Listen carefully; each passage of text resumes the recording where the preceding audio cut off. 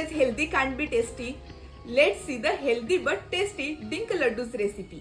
आज पाहूया चविष्ट आणि पौष्टिक डिंक लाडूचे परफेक्ट प्रमाण.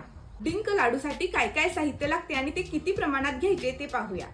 सुके खोबरे 1 किलो, डिंक 150 ग्रॅम, काजू, बदाम, बेदाणे हे प्रत्येकी 100 ग्रॅम आणि खारीक 250 ग्रॅम आणि खसखस 20 ग्रॅम, वेलची 10 ग्रॅम आणि जायफळ 1 नग, तूप 400 ग्रॅम आणि साखर 1 किलो.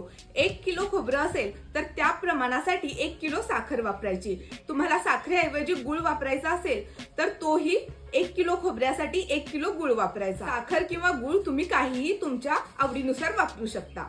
तर हे परफेक्ट प्रमाण आहे डिंक लाडूसाठी. हे डिंक लाडू आरोग्यासाठी तर फायदेशीर आहेतच, पण हे चवीला देखील उत्कृष्ट बनतात. तर हे डिंक लाडू कसे बनवायचे? सुके खोबरे खिसून घ्यायचे आणि ते खमंग भाजायचे. त्यानंतर तुपामध्ये डिंक कुरकुरीत होईपर्यंत तळून घ्यायचा. त्यानंतर खारीक फोडून त्यातील बिया काढायच्या. ही खारीक तुपामध्ये छान भाजून त्याची मिक्सरमध्ये बारीक पावडर बनवून घ्यायची. खसखस, काजू, बदाम, बेदाणे हे सर्व तुपामध्ये छान तळून घ्यायचं. त्यानंतर वेलची आणि जायफळाची पावडर बनवून घ्यायची.